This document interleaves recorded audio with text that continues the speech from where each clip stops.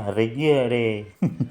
ടെറാട്ടാസ് ഇന്നലെ എൻ്റെ മൊബൈലിലേക്ക് ഒരു കോള് വന്നു. ടെലികോം അതോറിറ്റിന്നാണ് പോലും എൻ്റെ നമ്പറുകൾ ഏതോ ടാപ്പറുകൾ മിസ്യൂസ് ചെയ്യണമെന്ന് പോലും. അതോ നമ്പറിൽ അളിച്ചാൽ വിശദ വിവരങ്ങൾ പറഞ്ഞു തരാമെന്ന് ചാറ്റ് ചെയ്യാൻ പറ്റി. അവന്മാരൊക്കെ 16 അടി എന്തിനും നമുക്ക് എങ്ങനെ കൂടാമടെ? ഈ പ്രാണികളെ ഒന്ന് നിലയ്ക്ക് നിർത്തണമല്ലോ. ഞാൻ അവൻ്റെയൊക്കെ തള്ളക്ക് വിളിച്ച് ഫോണങ്ങ് കട്ട് ചെയ്തു. ഇതിൽ നമുക്ക് എന്ത് നടപടി സ്വീകരിക്കാം? ഹായ്, 2 ദിവസം മുമ്പ് അശ്വിനെയും വിളിച്ചിരുന്നു. എൻ്റെ യൂട്യൂബ് വീഡിയോയിൽ എന്തോ പ്രശ്നമുണ്ടോ എന്ന് പറഞ്ഞ് ബാംബെയിൽ നിന്നാണെന്ന് പറഞ്ഞു ഒരുത്തൻ എന്നെ വിളിച്ചു. എന്തോ പറഞ്ഞാൽ കാര്യങ്ങളൊക്കെ വിശദീകരിക്കാമെന്ന് പറഞ്ഞു.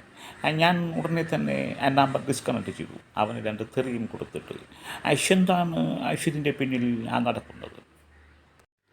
വികാരജീവിയെ എന്നെയും വിളിച്ചിരുന്നു. ഞാൻ പറഞ്ഞു, ആദ്യം വിളിച്ച് ആ പെണ്ണിനെ ഒന്ന് പറയൂ, ഞാൻ അവളുമായി എൻ്റെ വികാരങ്ങളൊന്ന് പങ്കിടട്ടെ എന്ന് പറഞ്ഞു.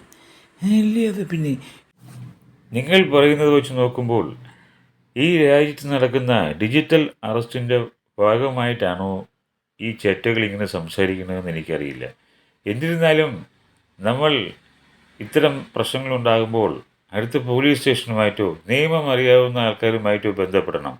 നമ്മൾ യാതൊരു പൈസയും കൊടുക്കാൻ പാടില്ല. അതുമാത്രമല്ല, മൊബൈൽ ലോണെന്നും പറഞ്ഞും കൊണ്ടും ചിലർ പൈസ വാങ്ങിക്കാൻ നടക്കുന്നു. മൊബൈൽ ലോൺ എടുക്കുന്നത് തന്നെ വളരെ അപകടമാണ്. പക്ഷേ അതിനു വേണ്ടി ആര് പൈസ ചോദിച്ചാലും 5 പൈസ പോലും കൊടുക്കരുത്. എല്ലാവരും ജാഗ്രത ആയിരിക്കണം. ഇതിനൊക്കെ എതിരെ ശക്തമായ നിയമങ്ങൾ കൊണ്ടുവന്ന് നമ്മുടെ ആൾക്കാരെ സംരക്ഷിക്കണം.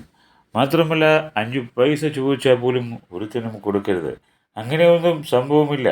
എന്തെങ്കിലും പ്രശ്നമുണ്ടെങ്കിൽ കോടതിയും പോലീസും നമ്മളെ നേരിട്ട് വന്ന് സംസാരിക്കും. അല്ലാതെ ഇങ്ങനെ ഫോണിൽ കൂടെ ആരെയും ശിക്ഷിക്കില്ല. ഭയമല്ല, ജാഗ്രതയാണ് നമ്മൾ പുലർത്തേണ്ടത്. मोबाइल में बोलकर डिजिटल औरत नहीं है, भारतीयों जागृत।